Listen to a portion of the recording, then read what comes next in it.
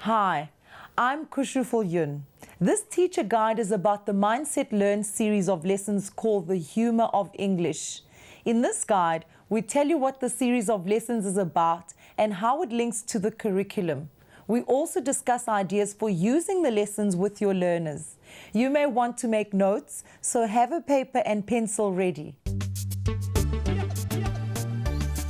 This series deals with various devices that are used to create humour, some guidelines for using humour appropriately, and techniques that can be used when analysing humour in texts. There are 8 lessons in this series: introducing humour, devices, genres and conventions, stereotypes, satire and caricature, parody and meanings, puns and spoonerisms, recognizing humorous devices, and humor in the real world. These lessons address the following outcomes of the National Curriculum Statements. Learning Outcome 1, listening and speaking, and Learning Outcome 2, reading and viewing. The series will help learners to achieve the following assessment standards: to demonstrate critical awareness of language use in oral situations, and to evaluate the meaning of a wide range of written, visual, audio, and audio-visual texts. To see the specific assessment standards for each lesson, look out for the curriculum links, which are clearly stated at the beginning of each video lesson. When learning another language, learners often struggle to understand the humor of that language. This is because in addition to understanding what the words in a joke or anecdote mean, learners also have to grasp the references that are made and the language devices that are used. Because it's difficult to explain humorous devices, textbooks often use cliché examples and learners memorize definitions by rote. As a result of this, the potential fun that could be had from studying humour is lost, and learners battle to apply what they know about humour to unfamiliar examples. In this series, we have taken examples of humour that learners will be familiar with, such as cartoons, advertisements, and jokes told by stand-up comedians, and we show how humour has been created in these contexts. This will encourage learners to realize that, whether they've been aware of it or not, many of the things they already find funny are actually examples of puns, exaggeration, stereotyping, or some other language device. These lessons also use interviews with comedians such as Mark Lottering and Kim Engelbrecht, the creators of the Madam and Eve cartoons and advertising copywriter, to help learners realize what goes into creating a joke and how to go about using humor appropriately. If possible, you'll find it useful to watch the videos by yourself before you show them to your learners. This will enable you to make notes of places to stop the video and ask questions or have a discussion. It will also allow you to see when and how you could best incorporate the video lessons into your learning program. You could also think of activities you could do with your learners before or after watching the videos. Throughout the lessons, you will see the pause icon. The pause indicates a good place to stop the video and get your learners to complete a quick activity or have a discussion about something. Obviously, you don't have to stop the lesson at every pause, but should you choose to use them, you'll find that they'll help to get learners involved and keep them paying attention. To get learners interested in these lessons and to keep them involved, you'll find it useful to get them to do the tasks and activities presented in the lesson. These tasks are linked to the learning outcomes given in the lessons and to at least one assessment standard in the curriculum policy. Completing the tasks will give both you and your learners evidence of how well they have achieved the lesson outcomes. The tasks can also be used as part of a learner's record of progress towards the assessment standards for each grade. Now let's have a more detailed look at the lessons in the series and how you can use them in your classroom. The first lesson introduces learners to the concept of humour. We look at some of the roles that humour plays in society, such as helping people to relax and conveying information in a memorable way. And we consider some of the factors that determine whether or not people will find a joke funny, such as their personal taste and whether they understand the references that are used. After you've shown this lesson, you might want to ask learners to tell their favorite joke to a group and then discuss whether or not other people find the joke funny and some of the reasons for this. This activity will get learners thinking about the subjectivity of jokes and how you need to understand the references that are made to understand the joke. Lesson 2. It looks at devices, genres, and conventions of humour.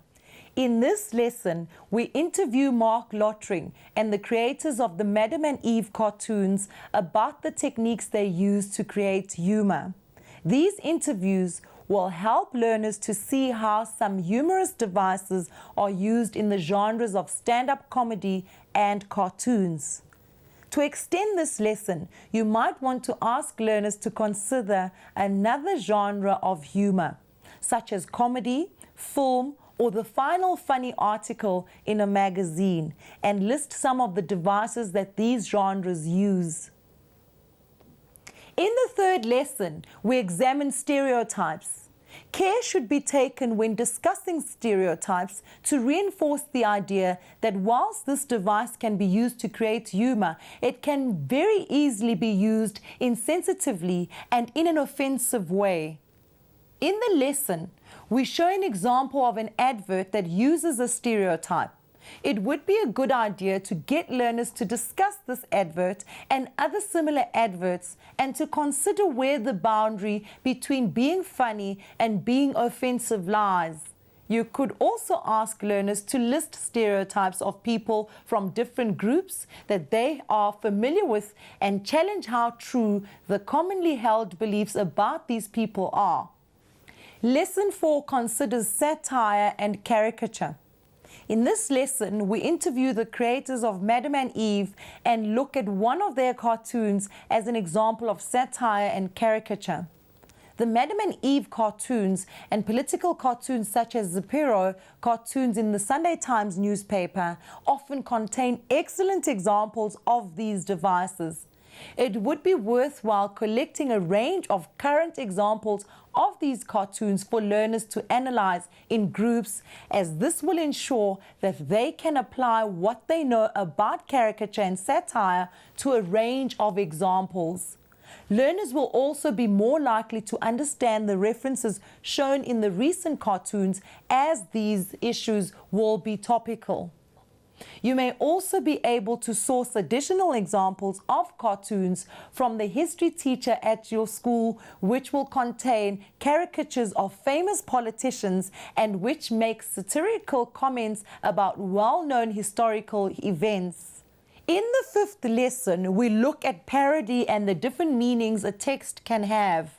Learners may think that parody is a difficult concept to grasp if it is explained using parodies of literary text as examples. This is because in order to find a parody humorist, you need to have some understanding of the original text on which the parody is based. Learners may be more likely to grasp the concept of parody if you first explain that the scary movie films are parodies of traditional horror films, or that the Austin Powers films are send-ups of the James Bond films. In this lesson, we also teach the concept of direct and implied meanings, and we use the example of a Woolworths delivery truck as an example. To build on this, you may want to ask learners to give other examples of advertising campaigns which use a slogan or catchphrase which has more than one meaning, and to explain how this creates humor. Lesson 6 of this series explores puns and spoonerisms.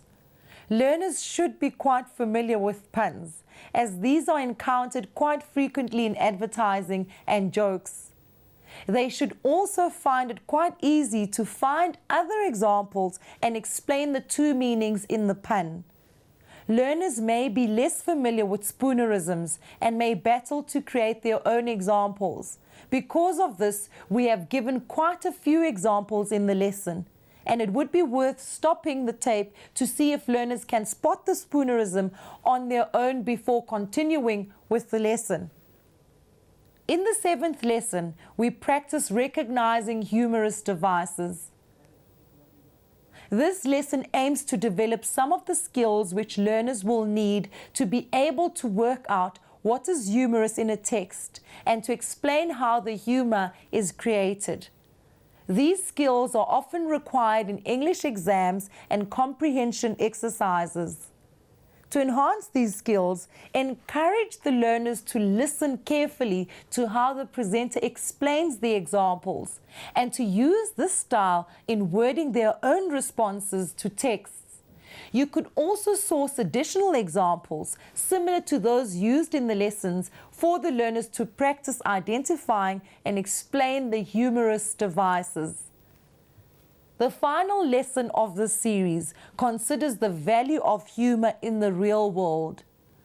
This lesson discusses the positive aspects of humor, as well as some instances in which it is inappropriate to use humor.